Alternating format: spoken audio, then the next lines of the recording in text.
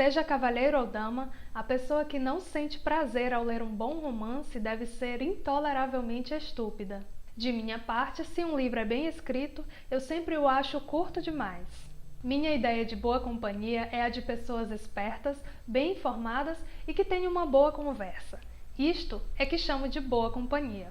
Frases como esta se tornaram verdades universalmente conhecidas e foram escritas pela autora Jane Austen, que viveu entre 1775 e 1817 na Inglaterra.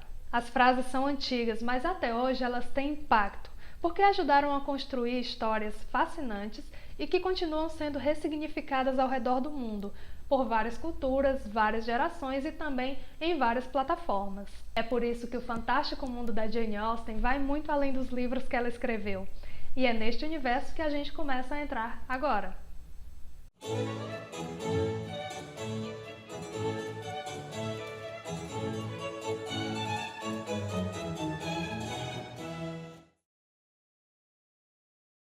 Eu encaro o universo Jane Austen não como um lugar físico, claro, e ele não é bem delimitado. Talvez você não tenha total controle de quando entra ou quando sai desse universo. Eu vou explicar. Eu achei que eu tinha entrado pela primeira vez quando eu assisti Orgulho e Preconceito, o filme de 2005 com a Keira Knightley e o Matthew Macfadyen. Na época eu não sabia que a história vinha de um livro, e eu simplesmente assisti o filme e gostei muito, ficou sendo um dos meus preferidos. 2 anos depois eu descobri que existia sim um livro e aí eu me interessei. E outros 2 anos à frente eu fui começando a ler os outros romances da autora. Eu fui me familiarizando com a obra dela e começando a perceber outras conexões com produtos da cultura pop. Por exemplo, a história de Orgulho e Preconceito inspirou o livro e o filme O Diário de Bridget Jones. E aí eu tinha visto esse filme em 2001, que foi o ano em que ele foi lançado, e eu posso concluir que a minha entrada para o universo Jane Austen foi ainda antes de conhecer a adaptação de Orgulho e Preconceito. Algum tempo depois eu percebi que Orgulho e Preconceito também é a base da trama do filme Mensagem para Você, com o Tom Hanks e com a Meg Ryan. Então, a minha entrada foi ainda antes, porque esse filme foi lançado em 1998. Eu desisti de saber quando foi que eu comecei, porque eu estava na metade do livro Emma e parei, olhei para aquela trama e reconheci de algum lugar, já tinha visto. E tinha visto mesmo, As Patricinhas de Beverly Hills. Aí acabou, né? Porque esse filme foi o que marcou a minha adolescência. Dá pra ver que a obra dela é muito revisitada, e isso não fica só no cinema, não fica só na TV. Desde 2012 a gente viu um boom de adaptações no YouTube. Praticamente todos os romances completos dela já viraram alguma websérie e são produções independentes de uma qualidade incrível, sempre trazendo as histórias para o século XXI.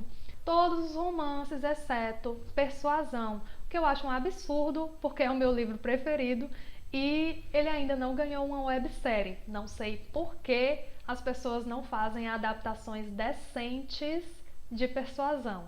Isso vai para os filmes também.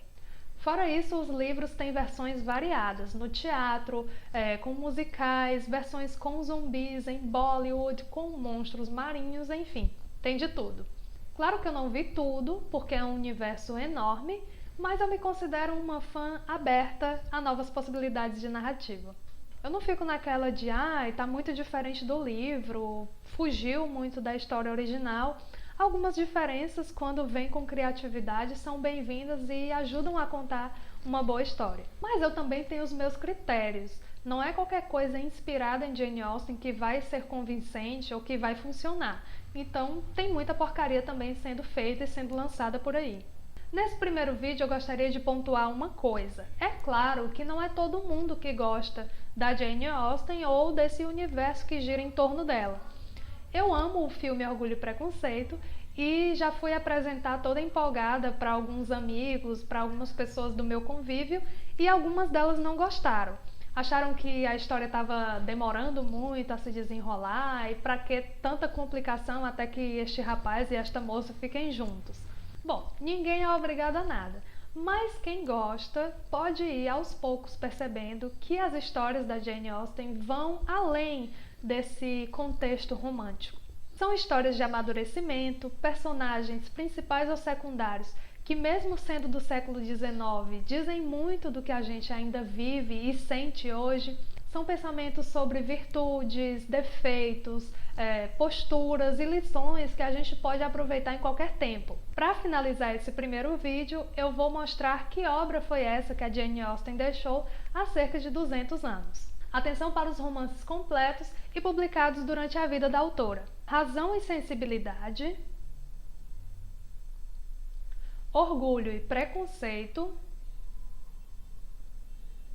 Mansfield Park e Emma. Romances completos com publicações póstumas: A Abadia de Northanger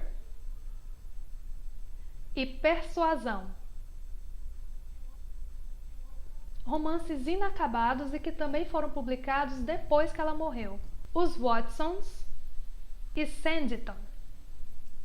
Existe ainda uma série de cartas, contos e pequenas histórias que ela escreveu durante a adolescência, entre os 11 e os 18 anos. Eles viram compilações chamadas Juvenilia. Eu destaco ainda Lady Susan, que foi um romance feito em forma de cartas e escrito por ela por volta dos 18 anos. Algumas coletâneas trazem ele junto com os romances completos. Embora ele seja mais curto, ele tem a extensão de um romance, e outras publicações preferem deixá-lo junto com os escritos da juventude dela. Na prática, ele é meio avulso, ele fica entre a Juvenilia e os romances completos. É muita coisa, né? Imagina se eu for listar as adaptações que tem por aí. Por enquanto é isso. Eu espero que alguém, além dos meus amigos ou da minha mãe, vejam o vídeo e gostem da ideia. No próximo vídeo a gente fala sobre a vida da Jane Austen, antes que a gente comece a analisar ou falar sobre alguma obra em específico. Seja bem-vindo e até lá!